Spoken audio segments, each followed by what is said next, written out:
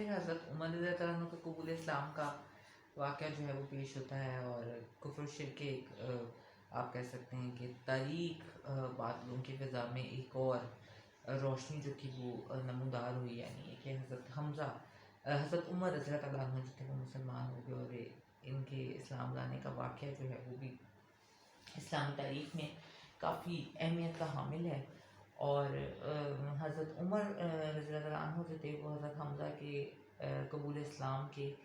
3 دن بعد جو تھے وہ مسلمان ہوئے تھے، اور نبی صلی اللہ علیہ وسلم نے ان کے اسلام لانے کے لیے دعا کی تھی۔ چنانچہ طبرانی نے حضرت ابن مسعود رضی اللہ عنہ اور حضرت انس رضی اللہ عنہ سے روایت کی ہے کہ رسول اللہ صلی اللہ علیہ وسلم نے فرمایا کہ اے اللہ،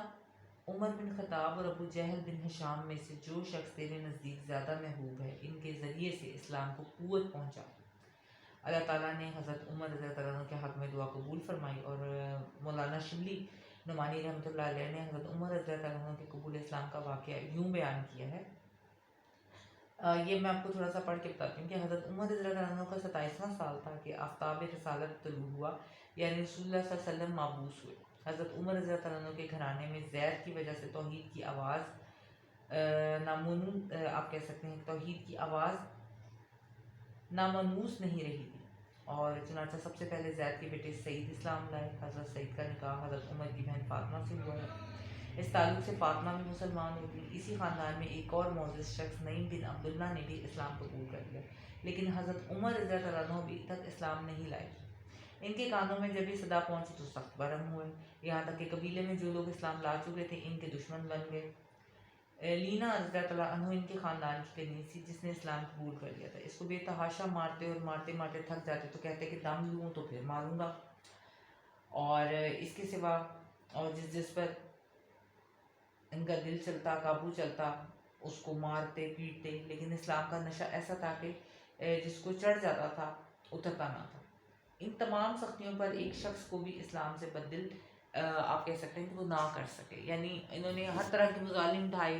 ہر طرح کی کوشش کی، لیکن اسلام جو تھا نا، جن لوگوں نے اسلام قبول کر لیا تھا وہ اپنے دل سے اسلام کی محبت کو اپنے دل سے نکال نہیں سکے۔ جب حضرت عمر رضی اللہ عنہ کی یہ تمام کوششیں ناکام ہوئی تو خود آخر کار مجبور ہو کے نعوذ باللہ خود نبی پاک صلی اللہ علیہ وسلم کو قتل کا انہوں نے ارادہ کیا، اور تلوار جو تھے وہ کمر سے لگا کر سیدھے رسول اللہ صلی اللہ علیہ وسلم کی طرف چلے گئے، اور جتنے بھی لوگ ان کے ارد گرد بیٹھے ہوئے تھے ان سے انہوں نے کہا کہ جی میں تو شکار کرنے جا رہا ہوں، اور خود شکار ہو جاؤ گے۔ اور تو پھر جن لوگوں کو انہوں نے بتایا نا کہ میں شکار کرنے جا رہا ہوں، تو انہوں نے کہا کہ تم تو شکار کرنے جا رہے ہو، کہیں یہ نہ کہ خود شکار ہو جاؤ۔ اور بائی چانس جو تھا وہ راستے میں یہ نعیم بن عبداللہ سے مل گئے، اور ان کے تیور دیکھ کر انہوں نے پوچھا کہ خیر ہے، تو انہوں نے فرمایا کہ بولا کہ میں محمد صلی اللہ علیہ وسلم کا فیصلہ کرنا چاہتا ہوں۔ تو انہوں نے کہا کہ پہلے تم اپنے گھر کی تو خبر لو، وہ تمہاری بہن اور بہنوئی جو اسلام لا چکے ہیں۔ تو حضرت عمر جو تھے وہ فوراً پلٹے اور بہن کے یہاں پہنچے۔ اب بہن جو تھی نا وہ اس وقت قرآن پڑھ رہی تھی، اب ان کی آہٹ جو تھی وہ سن کر وہ چپ ہو گئیں اور قرآن کے اجزاء چھپا دیے، لیکن آواز ان کے کانوں میں پڑ چکی تھی۔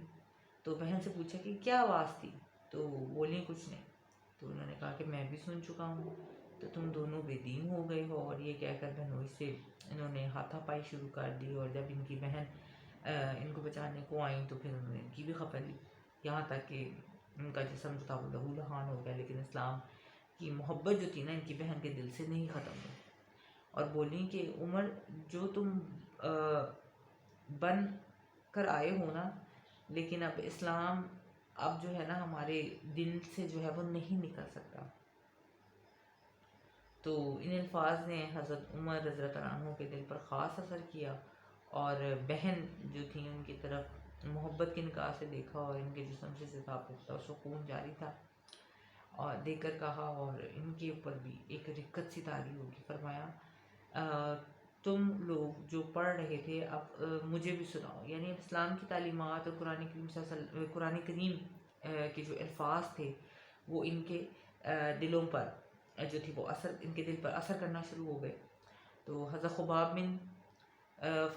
جو حضرت عمر رضی اللہ عنہ کے بہن اور بہنوئی کو قرآن سکھا رہے تھے، حضرت عمر کی آمد پر گھر کے اندر چھپ گئے تھے۔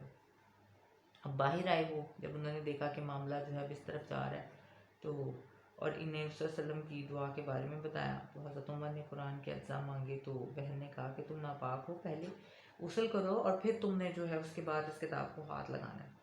حضرت عمر جو تھے وہ اٹھ گئے اور انہوں نے غسل کیا اور پھر کتاب لی اور سورۃ طٰہٰ کی ابتدائی آیات کی تلاوت سے کہنے لگے کہ یہ تو بڑا عمدہ اور بڑا محترم کلام ہے، اور مجھے محمد صلی اللہ علیہ وسلم کا پتہ بتاؤ۔